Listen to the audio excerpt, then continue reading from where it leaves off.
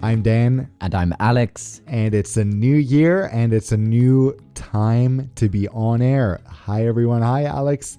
We're back officially. We are back officially. Of course, you may have heard, hopefully you did hear, the breaking emergency episode that we felt we had to give some context to what was happening with the 737 MAX. But that didn't begin the mark of a new season for us. This episode does. So a very happy new year 2024 to you, Dan, to the listeners, and looking forward to discussing everything that is ahead in the wild world of commercial aviation and beyond. You know what was so funny? We connected the other day, obviously, about Alaska Airlines, but this is the first time we've published something that's like an emergency episode, super breaking. So even as I was editing to upload it, there were updates all the time. And I was like, no, I just wish we could literally like live stream it almost so that we could get the updates in real time, because when a story is developing so fast, it's so interesting. And just obviously in the past few days since that, there's so many interesting developments we're going to talk about later in the episode. And also, I'm sure there will be more developments from the time we record this, even until tomorrow when we post it. Yeah, you're right. It's been, I mean, that's the thing with all of these fast moving scenarios. And that's also the thing with the 737 MAX, which is that whenever there is something, as you know, the developments are thick and fast. I mean, I go to bed having refreshed, having checked, having, to obtain every last little detail, knowing that by the time I wake up around 7 hours later, there is a whole other new load of information, which of course has been the case. But yeah, we will be diving in to what has been happening with the 737 MAX shortly. But first, quick recap. I want to know, how was your Christmas? How was your New Year? So I have to say I was quite inspired by your mentality that you shared before Christmas, that that's a time to just do as little as possible, to watch movies, to be with family. So I was genuinely like, remember what Alex said, which I didn't want to be reminded about you all the time, but there I was thinking, okay, Alex said relax, so I will relax. We didn't end up watching too many Christmas movies, but we spent so much time cooking and baking, and we perfected the Swedish cinnamon roll. We made like, our family was obsessed with what we ended up making after several different versions. And then we made like a saffron version, which didn't have the cinnamon, but we made the same dough with a sweet saffron filling. And saffron is a very Christmassy flavor in Sweden. So that was the highlight. And then spending time with family. My cousin has a 10-year-old son who is, I'm saying this objectively, he is one of the cutest babies I've ever seen. So it's just so much fun hanging out. But now we've left Sweden again. So it was a nice 10 days with family and all that. How was yours? That sounds really nice. And before I answer that, I want to ask you, what's the difference between a Swedish cinnamon roll and a cinnamon roll? So Sweden, Scandinavia in general, is a bit more low key. It's not like the US where a cinnamon roll is pour everything you can on top, make it as sweet as possible when it's drenched in like, what's that called? The glaze kind of thing. A Swedish cinnamon roll like is an icing. Yeah, a Swedish sugary cinnamon roll, glaze, I would almost say, is like a bread. It has a bit of sugar in it, but the filling is what's sweet. So you have a similar cinnamon filling to what you put in the US. I would say it's a bit more aromatic. And then on top, you put these like, it's called pearl sugar in Swedish. It's like these white little things that, it just looks beautiful. It tastes great. So it's not, I wouldn't say it's as indulgent as like a typical cinnamon roll you think of, which is nice because you can eat it and it's sweet, but not like, oh, wow. So yeah, maybe I'll share a picture with you, or I don't know. I feel weird. I don't tweet like you do, but if I could, I would share a picture of our amazing cinnamon rolls with the world. Just Google Swedish cinnamon roll and you'll see. Coming up on next week in the kitchen with Dan, we'll be looking at... Should we do a cooking show next? That sounds, I mean, delicious. I love cinnamon rolls so much. And okay, so you know that I'm currently in Andalusia at home, and opposite me here, there is a little home Swedish shop, right? Really? So it's this Swedish family that have converted one side of their home into a commercial store, like this little boutique store, and they sell, different Swedish products, fresh, frozen, cupboard, everything, for alcohol, the lot. And in the morning, they have amazing bakery goods with the Swedish cinnamon Oh, so rolls, you've tried other it. bits, and it's yeah. Well, I try to buy them every morning, but guess what? The Swedes wake up early and empty out the place. I get there and I'm like, right, okay, let's say it opens at 8. At like 8:20, I can be there. And then I was like, and then I'm looking around kind of in despair because I'm not seeing anything on the bakery counter. And he'll say to me, "Oh yes, a big Swedish family that just came in now, and they just bought everything." I'm like, Okay. Gothenburg. We'll make some for you one time. We will. It's so weird talking to Swedish people because this winter, I swear, 5 people I spoke to were like, yeah, I'm moving to Malaga, or I'm moving to Alicante, somewhere in Spain this spring. And I'm like, what? There were so many people saying they're moving right now. So don't worry, you don't have to come to Gothenburg. Gothenburg is coming to you, Alex. Oh, Andalusia is full of Swedes. You're right. I mean, that has always been the case. The Scandinavians love the southern region of Spain. Yeah. But yeah, if they can slow down on the buying of the cinnamon rolls before 8:20 a.m., it would be greatly appreciated. Until, of course, you can start sending us some. But yeah, to go back to your question, Christmas was lovely. Thank you. Super nice. Similar to yours. Lots of family, tons of food. Mum did incredible food. Beautiful different night was. Each different night was a different kind of arrangement. And we had really nice gatherings with friends, families, neighbors, and so on. So it was good and similar for New Year since being here in Spain. So and I have to say a few things now, I noticed. Yeah. I just have to interrupt because, first of all, have you seen Kim Kardashian's Christmas decorations? She posted of her. You should check out her TikTok or whatever. She posted the inside of her house. It is insane. But I think in second place is the Macheras home, because the things I see you guys decorate, it's so extra. I love it. But your Christmas tree ornaments are unlike anything I've seen from anyone else. Really? Well, okay. In my circles, yeah. We do like to go all out at Christmas. And funny enough, you mentioned specifically about ornaments and decorations. Some of those decorations, those ornaments, for example, for the trees, my mum has had for 35 years. I mean, some date back. Yeah, and also she's also the type that will see something, for example, in July, and it's something super unusual in the middle of nowhere abroad, and she's like, this is perfect for this side, for tree number 8, on Christmas on the right side, and it goes, she can start seeing the vision from back then. So yeah, it is cool. And funnily enough, because of so much, usually in early December, I would be very much part of creating that whole thing that my mum wants to create for Christmas. But I was away so much and with work travel and everything that it's the first Christmas ever that I walked in and everything was done.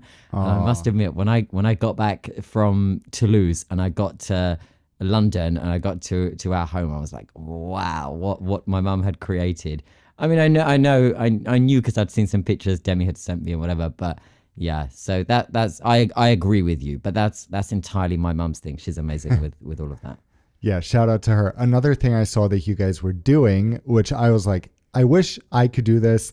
Actually, I could just go into a lake, but you guys were doing ice baths, right? Yeah, we were. And that's because one of our neighbors, he's a personal trainer / exercise extraordinaire, nutrition, biology. I mean, the full works. And he has one of those proper ice baths. And we're very, very close with him. And he was saying, we have to make sure that we're doing it not just in summer, but also any chance in winter. He said, including on Christmas morning, we will do a Christmas morning ice bath. He set the temperature to something 6 degrees, I think it was, which is something like half the temperature of the coldest seawater in the UK. So freezing. And and then everyone's kind of making sure. It was Christmas Day. We had so much energy. The Christmas spirit was so high. Everyone had a drink. It was 9, 10 a.m. in the morning, and we were each having our turn in the ice bath lasting over 3 minutes, which is really good for winter, to be honest. So yeah, that's what you saw. We did kick off Christmas Day with an ice bath, which is not for the faint-hearted at No. 6 degrees. And I don't get me wrong, it's so difficult in the beginning to try to overcome. You're battling your body goes into fight mode, and you're trying to just take control of that breath. And once you get on top of the breath, then you're okay. But those first 20 seconds are you fighting because your body is just thinking, no, this should not be happening, It's really cool. It's like learning to control your mind and your feelings. And I guess this shows that 2024 starts with more Angelino stuff, overly decorated Christmas houses and ice baths. So the trend continues. Well, I can't argue with that. So should we discuss, the Alaska Airlines flight was actually destined for the LA area, Ontario Airport. I have flown from that airport. It's a fascinating little place. LA has so many airports, which is another amazing thing about living there, because you can fly from Burbank, you can fly from Long Beach, you can fly from Ontario or LAX, which is like whatever neighborhood you're in, you're good because there's at least a domestic airport nearby. Well, of course, we discussed it pretty in depth in the previous emergency episode. Okay, it was just a 20-minute episode, but I think we really did.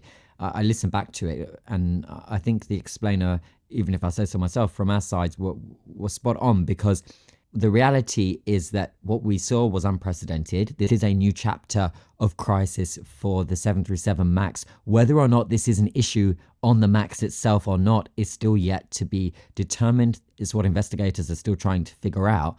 But the facts remain. It was a 737 MAX that was factory fresh, climbing out to its cruising altitude, 16,000 feet. And some of the, it's been a few days now. So some of the analysis that I've been reading from different stakeholders, from engineers, from the technical side of things, from flight crew and so on, I think the biggest consensus is, thank God that this sidewall panel that houses a deactivated exit door didn't blow out when the aircraft was at cruising altitude at 30,000 feet rather than 16,000 feet. Because the description from the NTSB, the National Transportation Safety Bureau or board, I think. Yes. Anyway, one of the two. The description that they had read out in one of the press conferences described what we had hinted at on the podcast, which is that we imagined it would have been something like a hurricane on board. And it's exactly that.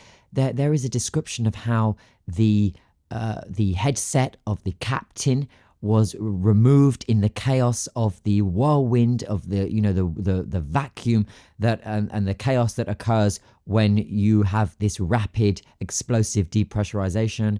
Something to do with the cockpit door, and the cockpit door slamming, being unable to be closed by the flight crew who were by the cabin crew who were desperately trying to close it. There is some confusion. I can't remember if I got that actually exactly right, if it was the cockpit door or the lavatory door, but I believe it was the cockpit door.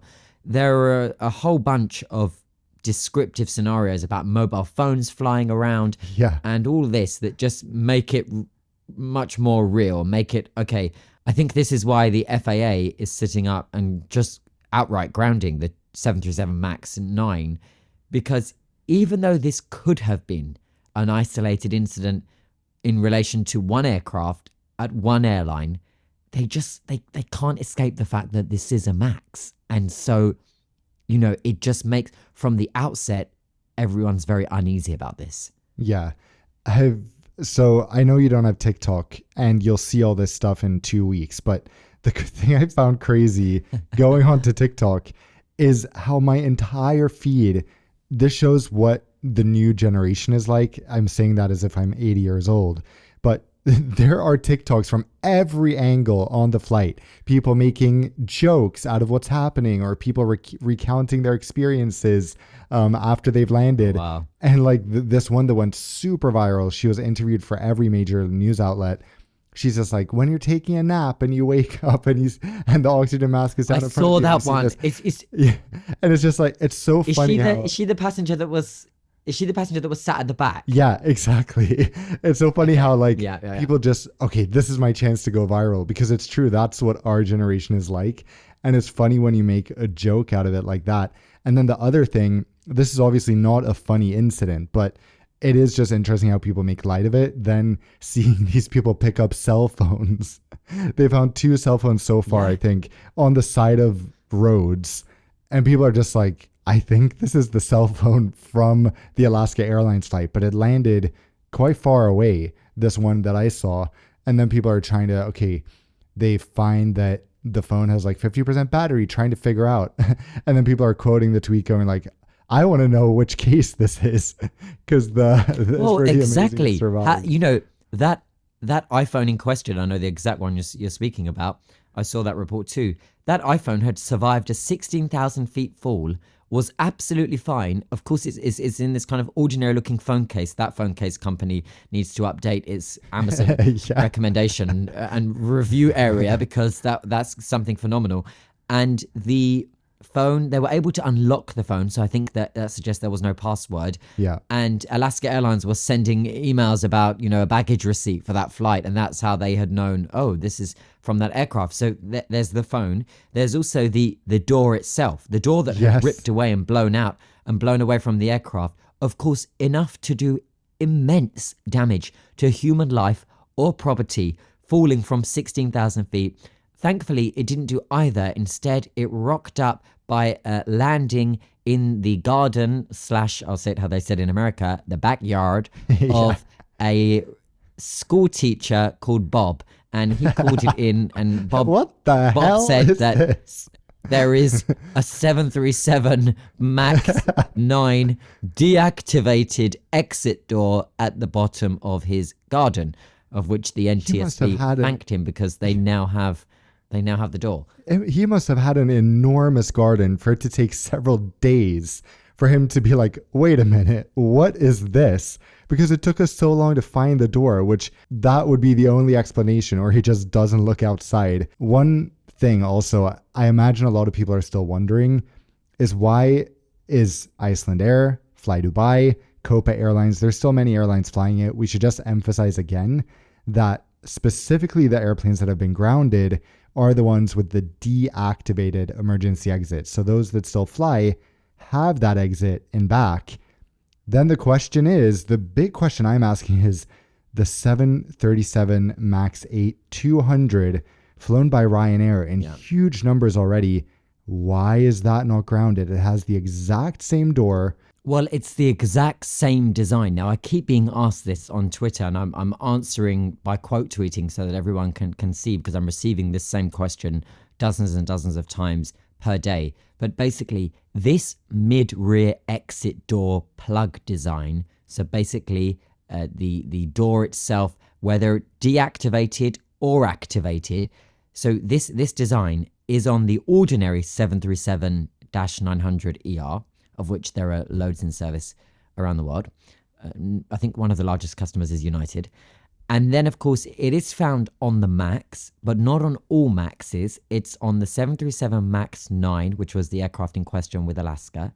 It's on the larger MAX 10, and it's on the high-density 737 MAX 8-200. Now, I don't even like the name of this aircraft because it just makes things so complicated to the public. The difference between A, B, C, D, and so on. But anyway, the MAX 8-200 is the 737 MAX 8, which is the most common variant of the 737 MAX, but in a high-density version of which Ryanair is the largest operator globally.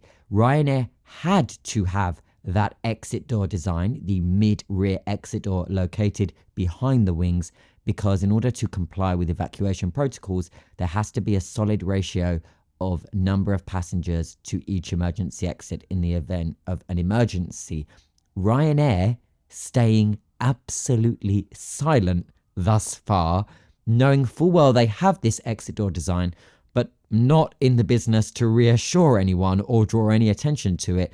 I checked Ryanair's social feeds just before we started recording today, Dan, and they are just throwing around their usual banter, discussing and taking the pee out of outfits of the Golden Globes, but not focusing on anything to do with the fact that they are possessing this aircraft type where the design is potentially in question now as to what role that design play, or was it a one-off isolated incident? Yeah, I feel like we'll be following this. This will give us something to talk about all spring, which for better or worse, it will be interesting to follow because the FAA has grounded the plane, but we don't seem to know why. What is the end in sight for them? Because yes, they've grounded it, but there's no clear instructions that this is what will make us unground it. So who knows how long this is going to take.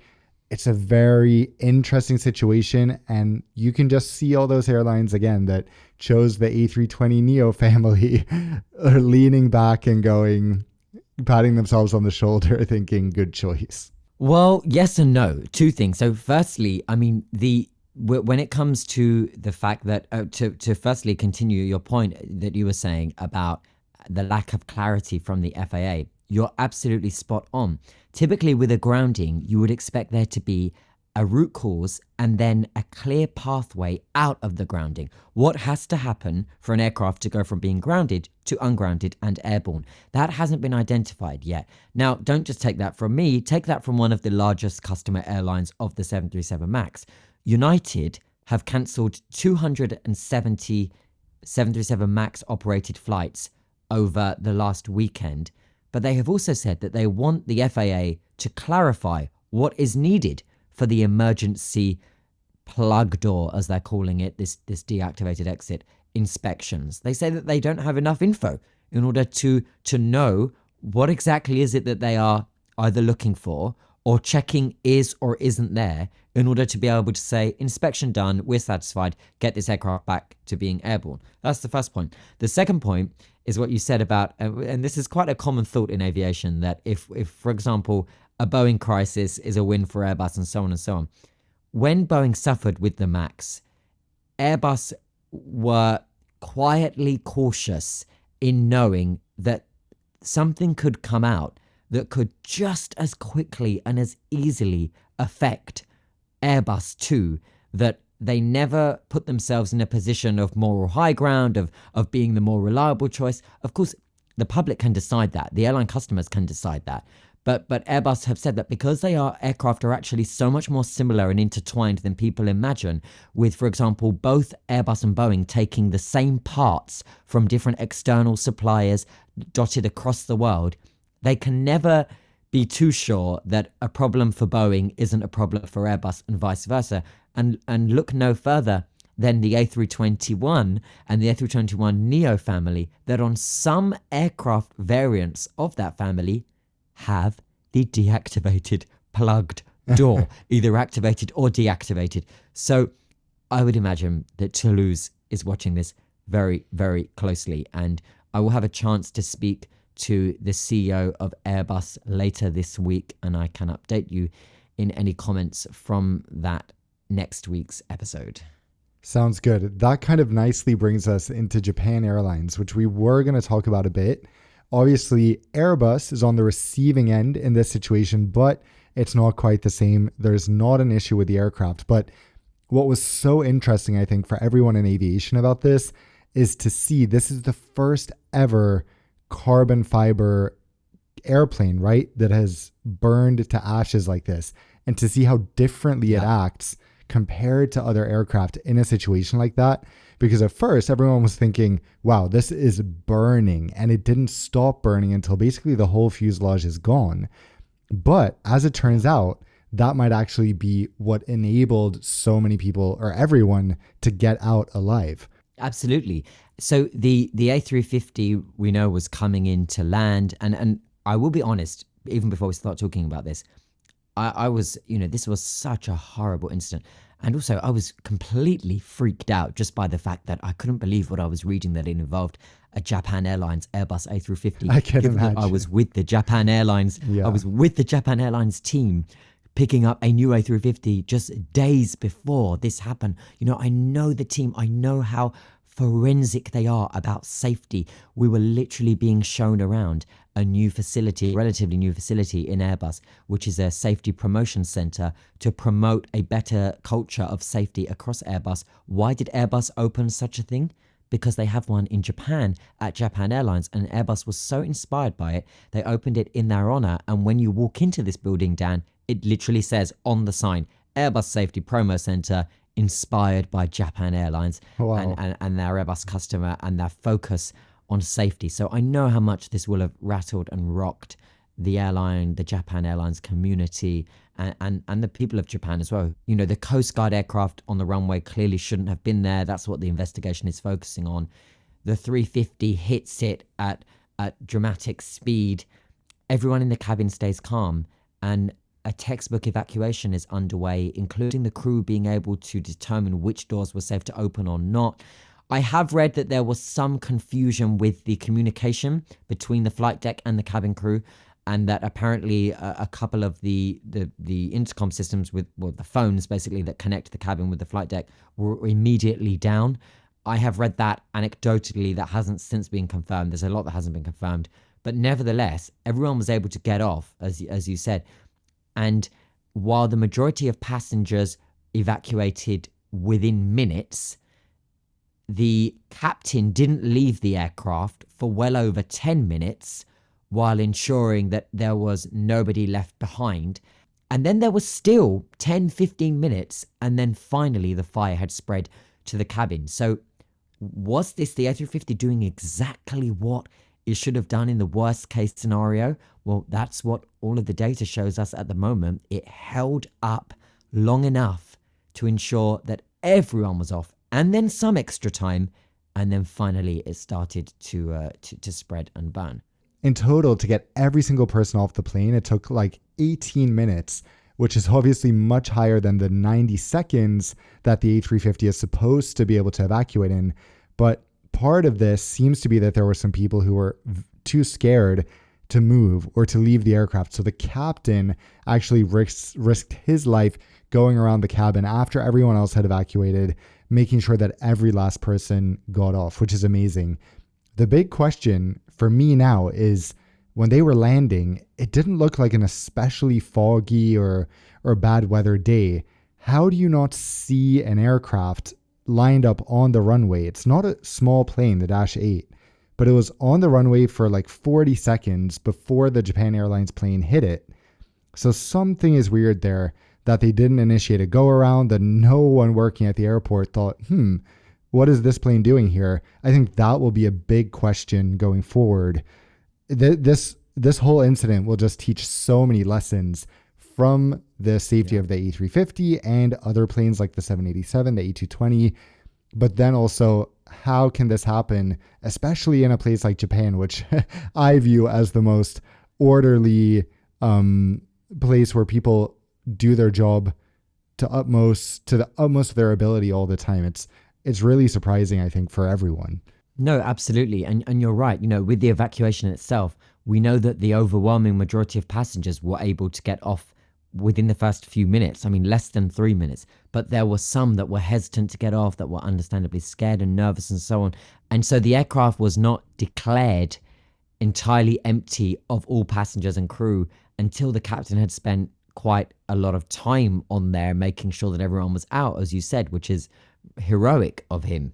And the 350, as you say, is the first ever whole loss of an Airbus A350. It's the first time that we've seen an aircraft as state of the art as a 350 end up in such a fiery scenario.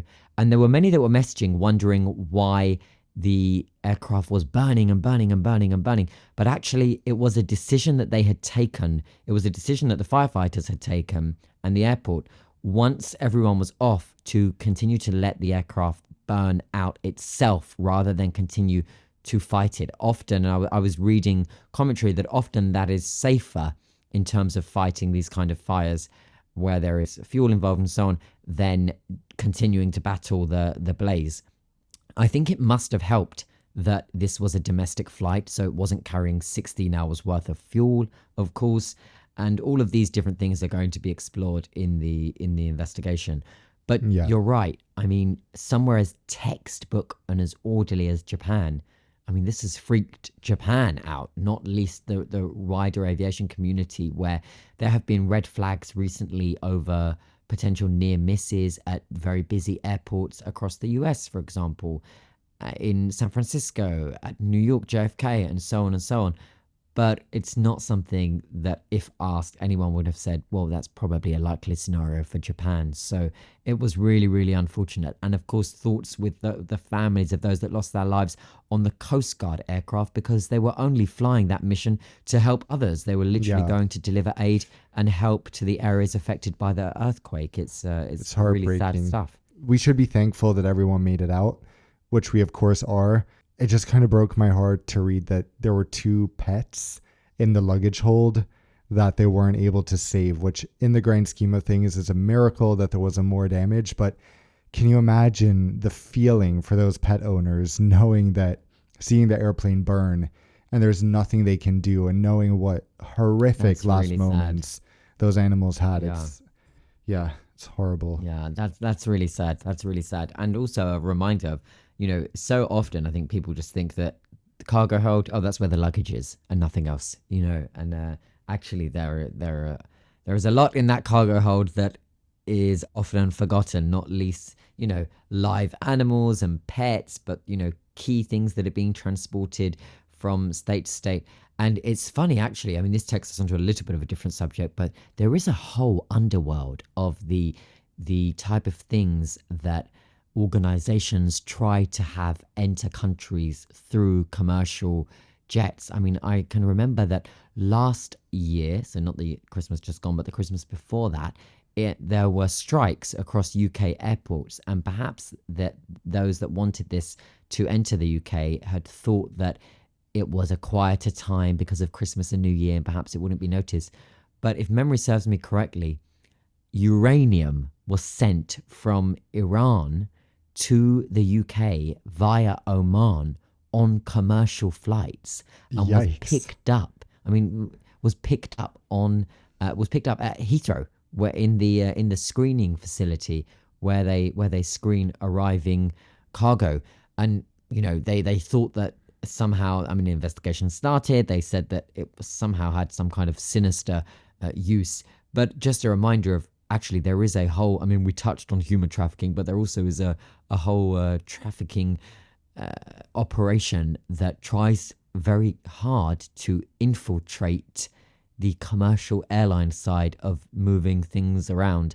And maybe something for us to explore in a future episode, because that's a whole other underworld. And there's a lot of the bad things that we hear that happen globally. Some of it is tied to moving around things, or their attempts to move around things on passenger aircraft, which is concerning but revealing, and a good topic of discussion. Yeah, absolutely.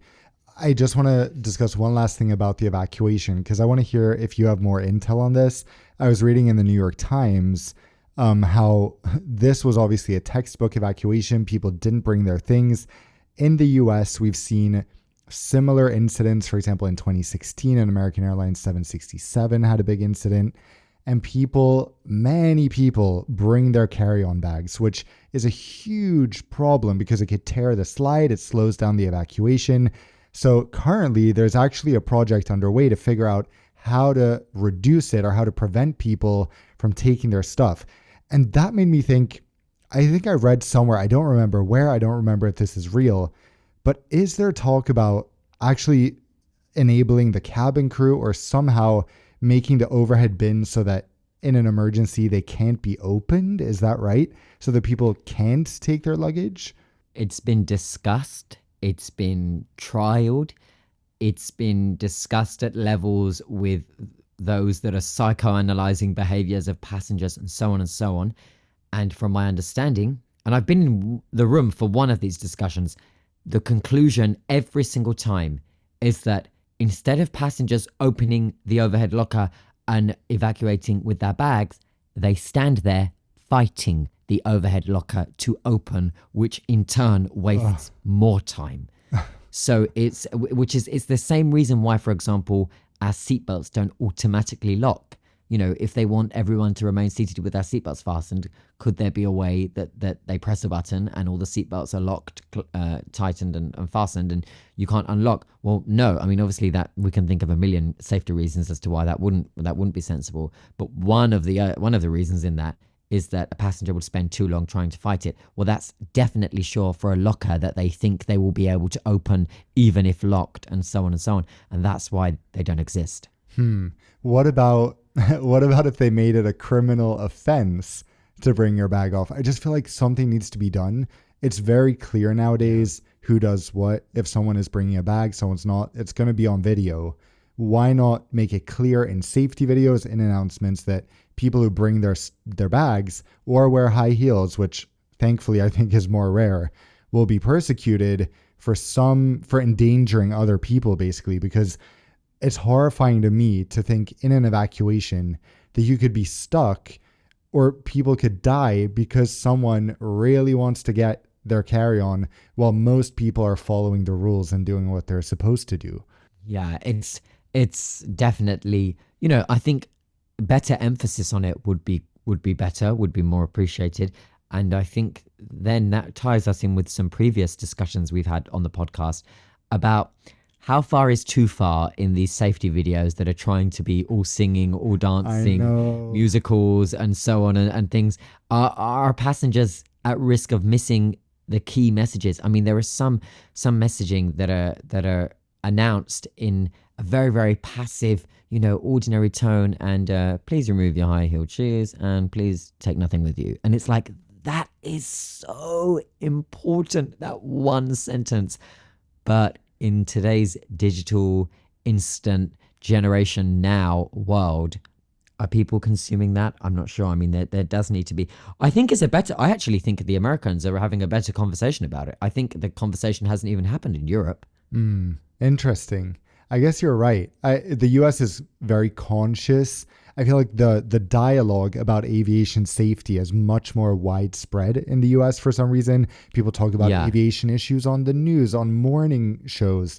They talk about aviation, customs and what to do, what not to do. While in Europe, it's just not a topic at all. And I think you're right. On most flights in Europe, people would also be prone to take their bags. And I was thinking about our discussions on safety videos because I really think this kind of changed my mind to where there needs to be, you can make it somewhat fun, but the really important points really need to be hammered into people's heads and emphasized, because you can't just brush over something that could be a matter of life or death for other people. It's one thing if one person doesn't watch it, messes up their thing, but being on a crowded plane, everyone else's lives are at stake when one person doesn't know what to do or follow the rules. And interestingly enough, Japan Airlines' A350 safety video shows a scenario where they say, don't leave with luggage or with wearing high-heeled shoes during an evacuation. And they show this animation of a stupid passenger leaving with a big bag and a passenger leaving in heels, tearing the slide or messing up the evacuation for others, blocking the end of the slide and so on. So they actually play that out in an animation before, really drumming it down and hard that this is not something that should be acceptable. And I think, greater emphasis on that would be, and that's why, I do think that when low-cost airlines specifically also are focused on anything but the key messaging and they're wasting time with announcements. I mean, for example, so British Airways right now, okay, a legacy carrier. I don't know when did you last fly BA? I feel like it was quite recently. Yeah, a couple months ago. Okay. Did they have an announcement about children in Delhi? In where? In Delhi, India. In Delhi, India, yeah. So they don't even say New Delhi, they just say Delhi. As in raising money or what? Yeah, so it's a charity announcement, and I've noticed this on all of my short-haul BA flights, and it's not automated, a cabin crew have to do it, and it's this long announcement of, we're going to be coming through the cabin to collect money for children in Delhi, blah, blah, and it goes on and on. I just find that the announcement bizarre, because Delhi, New Delhi, as in a destination that British Airways serve and have a long partnership with and a long history serving, is mentioned 100 times in this short announcement. And it's so isolated to specifically only Delhi and that this money is specifically for this thing. Okay, I get that there are different charity initiatives that zoom in on certain areas of need, but I don't know. I can't really explain it because I don't have the It's a whole bit announcement in my head, random. but I just found the announcement peculiar, and they've been doing this for quite a while now because there is a lot going on in the world, and there are many, many, many areas on Earth of those that are in need of charitable donations. But the announcement, it just seems to have been written in such a funny way that everyone should absolutely be aware that the only issue that they need to raise money for right now is, and they just keep saying Delhi, Delhi, Delhi. And I was thinking, actually, on the grand scheme of things, if I was to ask you, give me 10 places that are absolutely in need of our charity right now, I don't even think Delhi would be in the top 10. Yeah. So, which is why I think I just found it a bit bizarre that there is still I continuing. wonder if they, first of all, India and the UK, maybe it's the connection there, but also I wonder if they choose one specific be. place to make it feel more tangible. Like my money is going toward this specific thing instead of just going to help kids, because then you wonder, what exactly does this do? Where is it going? Maybe that's the strategy. Could be. While we're speaking about BA, I just want to compliment some really great staff members at BA. So the first wing on the check-in area is a breeze usually, and to fly through, which is great. And it has been recently. I've been going through it quite a few times. But I want to specifically say thank you to Sandra from Heathrow, British Airways team in premium services. She was at the counters of Gallery's first lounge. She's great. She is an absolute character, so kind, friendly, funny, and it's a pleasure seeing her at T5. And to ensure that my thanks is passed on, and I do this quite a lot anytime that I'm flying BA and there is somebody in that deserves a thanks, it's to go on. You know, BA have that part of the website to say thank you. It's really nice and simple. And you put in the details of the person that you want to say thank you. You put in why. And I have since found that there is genuine, real follow-up to those thank you comments and compliments. In fact, there is something in February called Thank You Fest at British Airways for staff, and those that have received like a high number of thank yous are invited to this whole evening known as Thank You Fest, and they're given things and they're recognized and so on and so on. So it really does work. So I would encourage you. We've said this before, when you receive good service, when you encounter someone who really makes, I mean, Sandra is absolutely an example of when they say that BA is the airline that is made because of its staff. I mean, what a great ambassador she is. And also to Pauline, because Pauline, I see, and I think I've mentioned her on the podcast all the time. I've mentioned her on the podcast before, sorry. I see her quite a lot at T5, and she's also from premium services, which means she's either found at the club check-in or in the lounges and so on and so on. And she's great. And she also has been invited to Thank You Fest because she received so many thank yous, which is amazing to hear when she told me that. And also she's now training up the new guys. So in addition to her job, she spends time training up those that are joining BA, which I cannot think of anyone better suited than to train how an individual, an employee of British Airways customer facing should be. If you are being trained by Pauline, goodness me, you are in the hands of the best, because BA are really lucky to have some really, really, really decent customer facing professionals that instantly take off any thoughts you have about, is it going a bit this way? Is it, they're not always consistent? Is it a bit like this? But then you meet these guys and you think, okay, great. The magic of that premium service for economy passengers, for premium and so on, can still be there with these individuals. So this was my quick thank you to them on the podcast, in addition, of course, to the fact that I filled in that form so that they can all go to Thank You Fest. That's nice. We also need Sounds like Coachella. Yeah, we also need to pay back to our listeners, because I've received so many questions over the holidays, and we'll answer as many as we can now as we jump over to Q&A. So the first question here, it's just an interesting discussion point from Owen. He says he's flying from Berlin to Newark with a very short layover on Swiss. So he's basically asking, if I show up at the airport earlier, since there is an earlier flight, will I be accommodated on the earlier flight for free, or is there no point in trying? This is an interesting question just because in Europe, the concept of a same-day flight change is not a thing, while in the US, this would be very much possible. So unfortunately, in Europe, it's pretty much, unless you have a high status with SAS, for example, or you're on a flexible ticket, these type of very logical, seemingly easy changes are not allowed, which is a huge bummer. Yeah, I don't understand why we can't have a common sense approach here, but it is all just revenue driven. And I can just see the agent answering the phone now and saying, well, you have a light fare. You have a Swiss light fare, meaning you are absolutely restricted to that flight. And even though the other flight before you, you are there for it, it's leaving early, it's leaving half empty, you booked a light fare. You know, it would be great if we could have a bit. There are not many things that I wish we could take from US aviation into Europe, but that common sense approach to same day, you know, I'm here early, why don't I fly earlier, would be one of them. Yeah, 100%.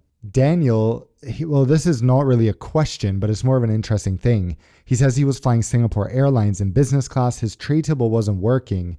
So after he ate his food, the crew actually came over with a voucher for Singapore Airlines duty-free, $150 Singapore Airlines duty-free voucher, just because his tray table wasn't working. He hadn't even asked for any compensation, it sounds like. So he was basically saying, is this still Singapore Airlines being at the pinnacle of air travel, or is this a normal thing? I think we can both answer that and say, that's a Singapore Airlines thing. That's Singapore Airlines, baby. Yeah, I don't even think... That's really, really nice. I don't think that's even a normal occurrence on Singapore Airlines, but it's an amazing thing to hear.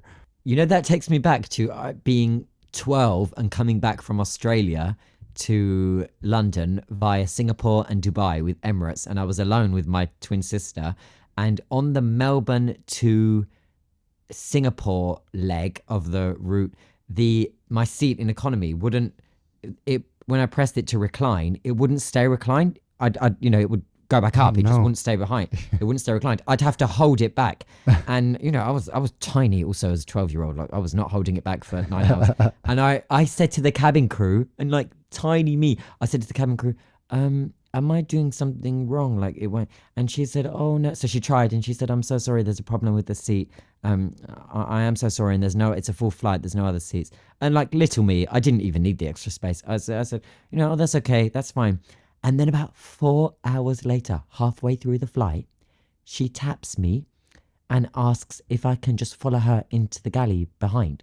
So I take off my earphones and it's like a pitch black night flight. And I go into the galley and there's 5 crew members and some of them like kneeling down to my height. And she says, we just want to say that because your seat doesn't work, doesn't recline, we want to apologize. And we want to give you this goodie bag full of first class Bulgari Emirates amenity kits. Okay. You're like 3 or 4. Yeah. Most people that age have no idea what that even is. I did, and I loved it. Right? I'm thinking, you know, aftershave for the boy with, you know, for the 12-year-old with not even a hair on his chin, let alone a beard, right? And full of the amenity kits from First, not even from Business, and like other Emirates goodies, and my eyes lit up. I was shocked. It was amazing, and I think I hugged them and said thank you. And then, you know what was really nice? We did a technical stop rather than it was a refuel rather than a plane change in Singapore. Yeah, and it was just we could stay, or you could leave. And I think we did get off the aircraft. Yeah, we did, and we were just kind of in the gate area of Singapore Airport with that famous carpet. And then after literally 45 minutes, we get back on, and guess what they had done in the 45 minutes time?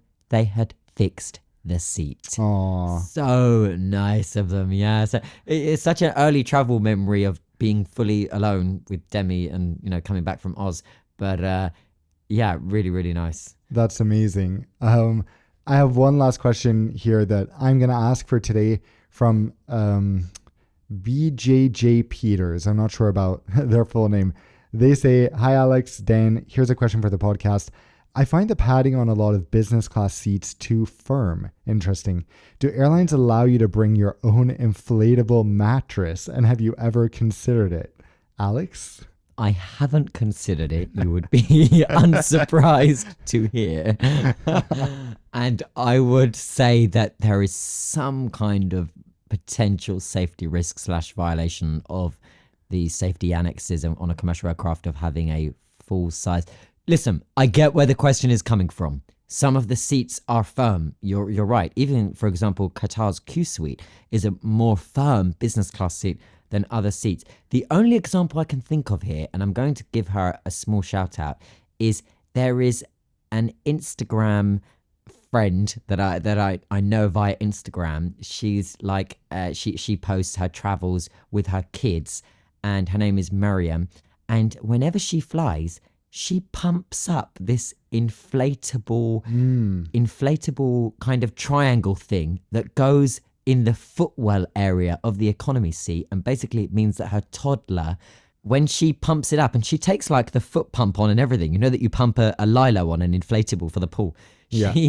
She pumps it up. It creates this space where the toddler can chill across the seat cushion, and then there not being a gap. Instead, it continues to be this inflatable thing. So it becomes like a little padded bed almost for the toddler. Now, she seems to do that all the time, and nobody's ever told her it's not possible. So that's the only example I can give. I mean, I don't know about a full-size adult bringing a full-size adult inflatable bed into the business class cabin. Can you imagine? Yeah, I've seen those in economy too. I think it's one thing there, but can you imagine in like the Emirates Game Changer suite, you're just like, "Sorry, I don't want to make the bed, but could you please inflate my air mattress?" Like, that would just cry. I think the crew would find it hilarious. But why not try it? Please report to us if you try it, because I can't say I'm not curious. Whoa. We are not. No. I know not us, but also we are not encouraging, okay, something that is potentially in breach of the safety regulations of an aircraft. I don't think you should. Dan thinks you should try it for what it's worth, and let the record on this podcast episode show I'm absolutely against the idea, politely, but against it. People do crazy things on planes. I think that this is not that crazy in the grand scheme of things. And who knows? I just can't picture how it would even work in a normal business class seat. There's not room for that. There is room in economy, like you said, by the foot area, which I think is such a great product for people traveling with little kids, or who just anyone who wants to sleep in economy. If I were taking a very long flight in economy, I would probably look at investing in one of those as well, because they do look quite comfy. You are far too tall for it to do anything. I mean, I'm imagining you laying across That's true. 3 seats and like, okay, so 3 seats will do your first half of the body. What about the next half? You'll be across the aisle and into the next set of 4 seats. It's delusional that you think a little padded cushion will help. I have flown what they call the poor man's business class many times, and I'll tell you, even I greatly appreciate an empty row. I sleep on my side. I'll just scrunch up my legs into a what's it called? A rectangle? No, not a rectangle. Wait. What's You don't even know, because it goes into a shape. At first it's a rectangle, and then you have to bring the next part up so it becomes a triangle, and then you have to fold them round so it looks more like a circle. There's just so much of it. Okay, I think this is a sign that we've had enough for today. When I can't even think of the word for triangle, my brain is tuning out. I do have quite a few questions in my inbox that were sent over the Christmas and New Year period that I will put together into the spreadsheet, and we will get to with the Q&A in next week's episode. John, I'm seeing your question. Amy, I'm seeing your question. We will get to them in next week's episode. Amazing. That sounds good. We can't wait for next week. We're back like normal every Wednesday, and it was good spending this hour with you, Alex. Hope you enjoy. I don't know if you have ice baths in Spain, but at least try to get those cinnamon buns. Gotta wake up earlier to beat your cousins because they're on it. They're on the case. They're right there. They're buying up all the shop. Thank you for joining us as always. And you can get in touch via the usual social channels. We shall see you next week. Bye bye. See you later.